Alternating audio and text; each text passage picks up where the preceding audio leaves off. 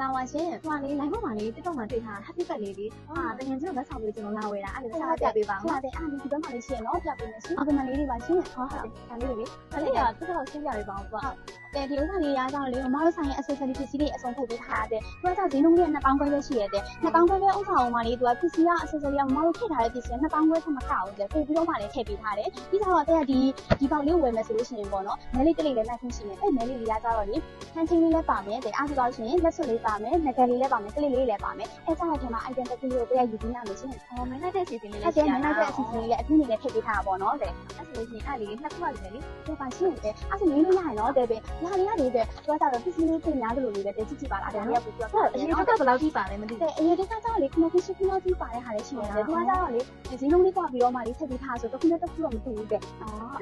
ဆိုရွေးလိုက်မယ်လေနော်။ရွေးလိုက်တော့တဲ့ဝိတ်ပါတဲ့ဟာလေးယူကြည့်။ဒါလေးကများမယ်ထင်တယ်။ဒီတန်းတစ်ခုပဲရွတ်တယ်မနော်။ရလေးနှစ်ခုနော်။တဲ့အားဆိုလို့ရှိရင်မဲလေးလေးနိုင်ရအောင်နော်။တဲ့ကောင်တာလေးကိုကြပ်ပြီးပါရှင်းပါရှင်း။ဟိုဒီမှာတစ်ခါလေးဖောက်သွားသေးရလား။ဖောက်ရဲတဲ့။အခုလောက်လို့မြင်ဖောက်ကြည့်ပါမယ်။ဖောက်လိုက်မယ်နော်။ဒီပါလေးပါနေတဲ့ကွန်ကြည့်ရနော်။အော်။အဲ့ဒါဝဲတယ်နေ။ဟုတ်တယ်အဲ့ဒါဝဲပါရှင်း။ဒီလက်ကလေးရော။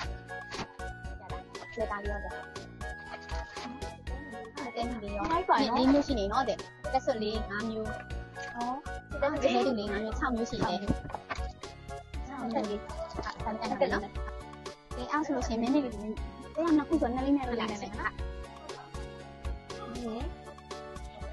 โอเคအားဆိုလို့ရှိရင်တလေးကိုတိုင်းခေါင်းပြနေနော်။ဒါကြည့်ပါဦး။ဒါလေးကြားနေတယ်။ဟန်ချင်းလေးကြားရနော်။โอเคအားဆိုဒါလေးပြင်ကြည့်ပါဦးတဲ့။ဒီက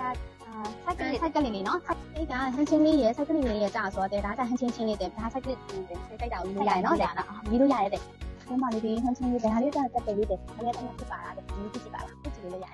။ဒါလေးလည်းမလို့ဒါလေးပြင်နော်တဲ့။အားဆိုကလေးလေးနဲ့နော်တဲ့။